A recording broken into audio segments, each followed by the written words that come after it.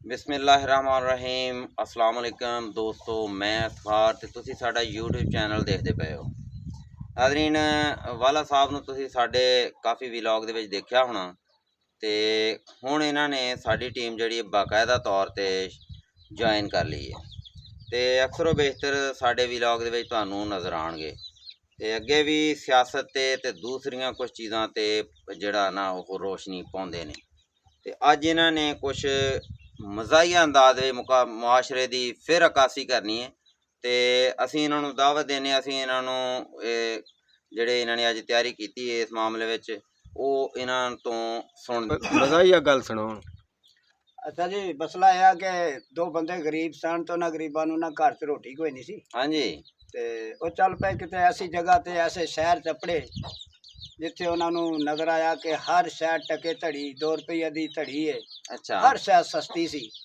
वो बेचारे भुखे भुखा दे मारे उन्हें 4 दिन वाहवा ना उतो रज खादा तो उन्होंने धौना सुज गई, जिसम खुशहाल हो गए। अच्छा। बड़े सौखे अंदाज से अपनी जिंदगी गुजारन लगे। सही हो गया। कुदरत मालक दी उत्थे शहर दे विच ना कोई कत्ल हो गया। अच्छा। कत्ल हो गया तो बादशाह ने कहा कि उस कातल नूं फौरी गिरफ्तार करके लियाओ। सही है। वो पुलिस जड़ी सी उन्हें बड़ी मेहनत की ते वो कातल नूं पकड़िया, ठीक बादशाह सलामत दे पेश किया कि बादशाह सलामत है बंदा है तो इन्हें कत्ल किया, जो हुक्म सादर होवे। बादशाह ने हुक्म दिता कि इनू ना सजाए मौत इनू टंग दिओ, फांसी ते चाड़ दिओ। सही है। वो जलाद जेड़े लैके उन्हें जाके फांसी ते चाड़न लगे, उसकी धौन सी पतली ते सिर भी पतला ते 2-4 वारी ना उन्हें फांसी दे विच पाया। वो फांसी दे विच थले लमकदे, यानी वो फंदे तो सिर धौन जिहड़ी छोटी सी थले निकल जाती। अच्छा अच्छा। उन्हें आण के शिकायत की बादशाह सलामत उन्होंने तो फांसी फिट ही नहीं आती, असीं की करिए। फंदा फिट नहीं आ रहा, फंदा फिट नहीं हुंदा ते ओह थले निकल जांदा। अच्छा। बादशाह सलामत ने हुक्म दिता कि बाजार दे विचों देखो जिन्हों फिट आउंदी है ना ओनू चाड़ दिओ, लटका दिओ। लटका दिओ। वाह।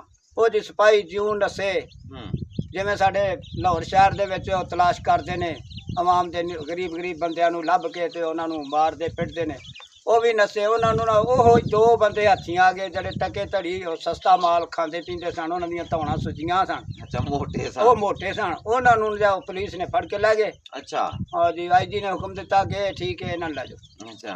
वो खड़ के तो उन्हें जेड़े बादशाह नूं सलामत नूं विखाया, जनाब इन्हां नूं फांसी फिट आउंदी है कि इन्हां नूं चाड़ दिओ। अच्छा। उन्हां जाके फांसी उन्हां दीयां धौणां फंदियां दे बराबर सीगां, इन्हां नूं चढ़ा दिओ। बराबर बादशाह ने आख्या इन्हां नूं फांसी फिट आ गई है, इन्हां नूं चाड़ दिओ। उन्हां नूं खड़ के ना जेड़े फांसी जेड़े उन्हां नूं पाए पट्टे छट्टे वो सारे उन्हां नूं पूरे आए। सही। और बादशाह ने हुक्म दिता कि इन्हां नूं लटका दिओ। लटका दिओ। अच्छा।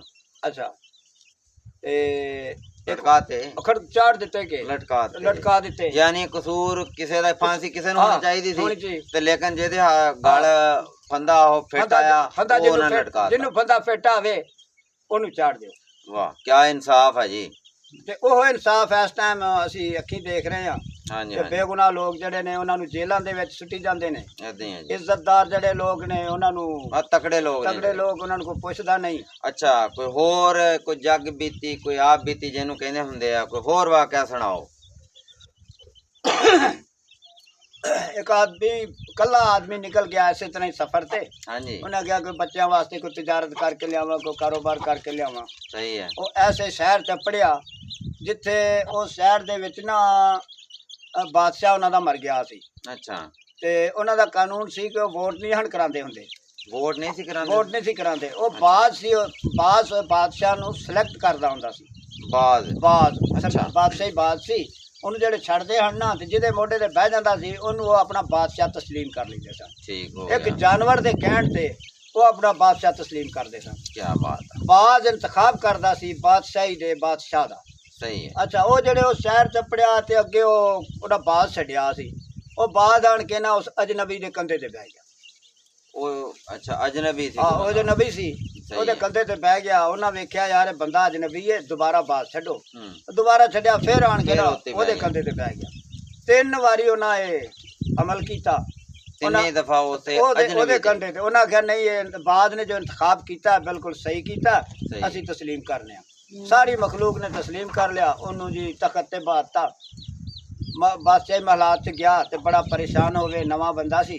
उत्थे एक बीबी इंचार्ज सी सारे महलात दी। उन्हें देखा कि बंदा अजनबी है तो परेशान होया।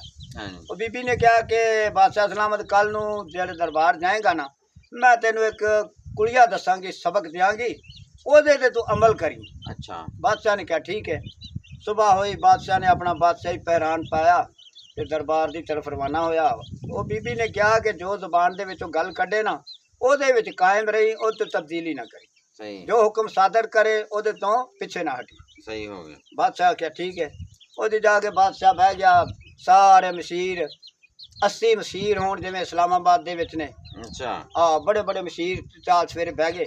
हम्म ਉਹ ਇੱਕ ਗਰੀਬ ਜਿਹਾ ਬੰਦਾ ਰੇੜੇ ਵਾਲਾ ਸੀ, ਸਬਜ਼ੀ ਵੇ ਫਰੂਟ ਵੇਚਦਾ ਸੀ। अच्छा ਉਹ ਨਸਾ ਨਸਾ ਆਇਆ ਕਿ ਜੀ ਫਲਾਣੇ ਸਿਪਾਹੀ ਨੇ ਨਾ ਮੈਥੋਂ ਫਰੂਟ ਵੀ ਖਾ ਲਿਆ, ਮੈਨੂੰ ਥੱਪੜ ਵੀ ਮਾਰੇ ਨੇ ਤੇ ਮੈਨੂੰ ਪੈਸੇ ਵੀ ਨਹੀਂ ਦਿੰਦਾ। अच्छा ਉਹ ਸ਼ਿਕਾਇਤ ਕੀਤੀ, ਬਾਦਸ਼ਾਹ ਨੇ ਹੁਕਮ ਦਿੱਤਾ ਉਹਨੂੰ ਗ੍ਰਿਫਤਾਰ ਕਰਕੇ ਲਿਆ। सही ਉਹਦੀ ਗ੍ਰਿਫਤਾਰ ਕਰਕੇ ਲੈਣ ਦਾ ਬਾਦਸ਼ਾਹ ਨੇ ਕਿਹਾ ਕਿ ਇਹਨੂੰ ਨਾ ਫਾਂਸੀ ਤੇ ਫੰਦੇ ਤੇ ਚਾੜ ਦਿਓ।